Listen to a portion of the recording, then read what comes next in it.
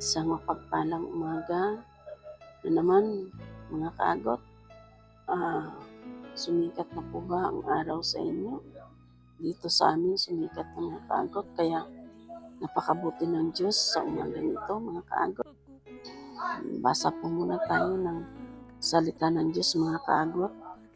Dito sa John 3:16, sabi niya rito, gayon na lamang ang pag-ibig ng Diyos sa sanlibutan.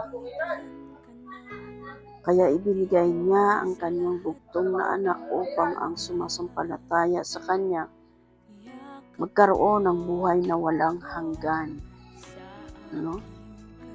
Napakabuti ng Diyos. Ibinigay niya ang bugtong ng anak sa atin upang tayong yung mga sumasampalataya sa kanya, nagbaliktod sa kanya, ay hindi mapahamak, bagkus karoon ng buhay na walang hanggan. Ano po yung mga kaagot, kaya huwag po tayong magatubili, lumapit, manalig sa Panginoon at magbalik loob sa Kanya. Dahil ang sabi niya, ang sumasampalataya sa Kanya ay hindi mapapahamak mga kaagot. Bagkus, bibigyan niya ng buhay na walang hanggan. Buhay na walang hanggan. Wow, ang Diyos nga naman, gagawa niya ang lahat ng bagay, hindi man perpekto ang buhay natin sa mundong ito. Pagkus ang lahat ay isanggunin natin sa Kanya, ang lahat ipagkatiwala natin sa Kanya mga kaagot, dahil hindi kayang gawin ng tao ang kayang gawin ng Diyos. Kaya mo itong gawin kung ikaw ay sumasampalataya sa ating Panginoon mga kaagot. Kaya ipag-pray po natin mga kaagot, lalo na yung mga ating mga kababayan na mga security guard din mga kaagot, patuloy din natin silang ipag-pray dahil nga sa kanilang mga kalagayan din o sitwasyon sa maliit kasi na sahod. Hindi rin nila siguro ito mapagkasya kung ilan sa mga security guard na hindi rin nanampalataya sa Panginoon. Pag-pray natin mga kaagot sila, magkaroon din sila ng buhay na walang hanggan mga kaagot. Simulan na po tayo mga kaagot. Banal at dakilang Diyos sa umaga nito. Lubos kami Panginoon, nagpapasalamat sa biyaya mo. Sa katatapos Panginoon ng bagyo na aming pinagdaanan, ngunit maratanggap naman namin Panginoon ang bagyo mong biyaya sa buhay namin. Lahat ng biyaya Panginoon ay ipagkaloob mo sa amin sa umagang ito Panginoon. Hindi lamang sa pinansyal, sa lahat ng bagay Panginoon Lord Jesus. Higit sa lahat Panginoon, ang biyaya mo na gumising kami na nakapagsalita, nakakapag-pray Panginoon, at higit sa lahat Lord, na mayroong kapayapaan ang aming puso't isip sa umagang ito. Dalangin ko rin naman sa buhay ng mga security guard o lady guard Panginoon. Sila din Panginoon ay patuloy mong i-bless Lord. Pagkalooban ng buhay na walang hanggan Panginoon Lord Jesus. Patuloy mo sila kalooban ng biyayang lakas Panginoon. Dahil sa kanilang mga hanap buhay na maghapong nakatayo Panginoon Lord God sa kanilang pinagtatrabahuan Panginoon Lord. Hindi biro Panginoon ang kanilang hanap buhay Panginoon. Naroon Lord ang hirap na sa maghapong nakatayo Panginoon. Pero sa biyaya mo Panginoon sa oras nito, iunat mo o Diyos ang iyong mapipalang kamay. Nabigyan mo sila ng lakas ang lahat ng mga security guard, lady guard sa lahat ng lugar kung saan sila nagtatrabaho Panginoon. Dito sa bansang Pilipinas, Panginoon Lord. Ikaw, Panginoon, ang siyang magpala sa kanilang buhay, Panginoon. Nagsimula man sila, Lord, sa maliit na sahod, Panginoon. Ngunit dinadalangin ko ito, Panginoon, ay maging sapat sa kanilang pamilya, Panginoon. At patuloy mong pagpalain ang lugar na kanilang pinagtatrabawan, Panginoon.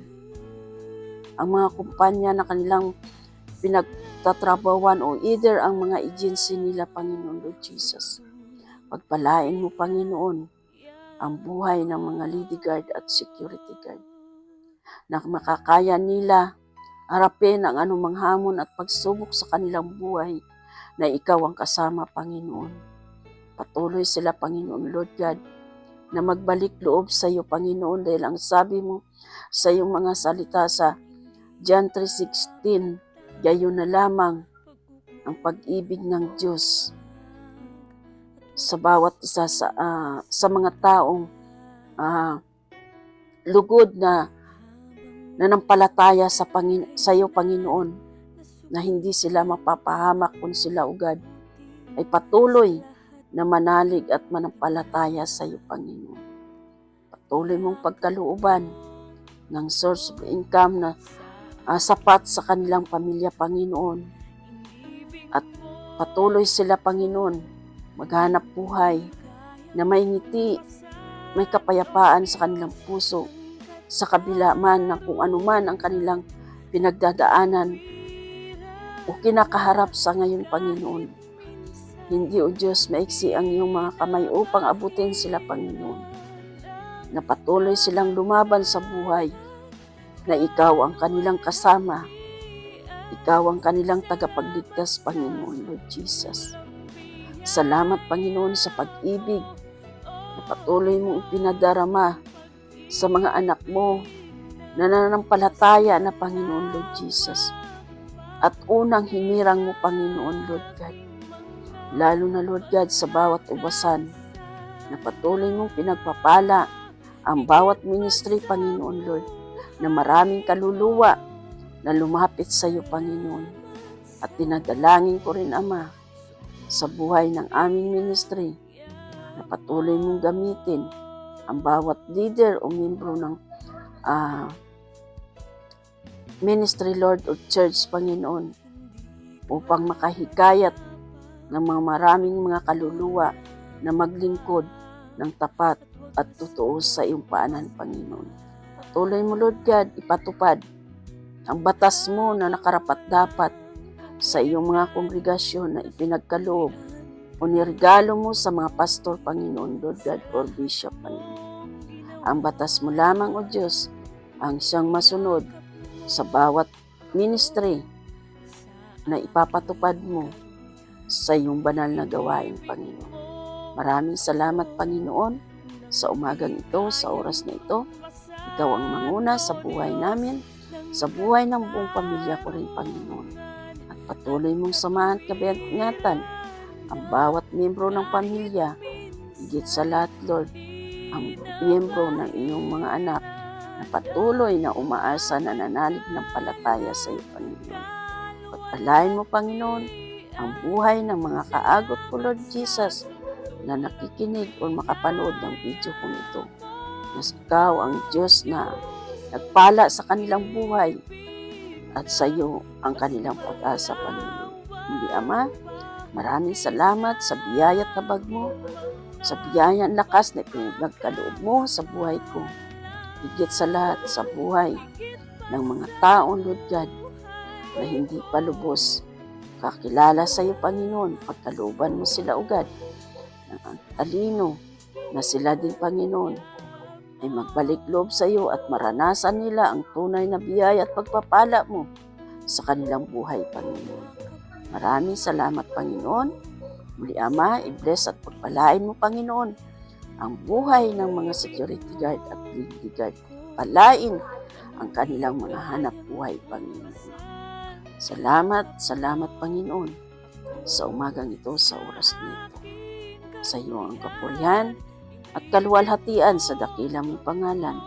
In Jesus' name, Amen. Amen. Yan, mga kaagot, maraming salamat sa isang matagumpay na naman na ating morning prayer. Dalangin ko muli sa umagang ito. Patuloy nating harapin ang anumang pagsubok na dumarating sa atin na mayroong lakas at biyaya, kapayapaan at kalusugan na mula't galing lamang sa Panginoon. Huwag po tayo mawala ng pag-asa mga kaagot, tuloy lang po tayo sa buhay na kung anong mayroon tayo, na mayroong pananalig at panampalataya sa ating Panginoon. Huwag kaligtaan ang basahin ang John 3:16 mga kaagot. God bless you mga kaagot. I love you with the love of the Lord. Bye!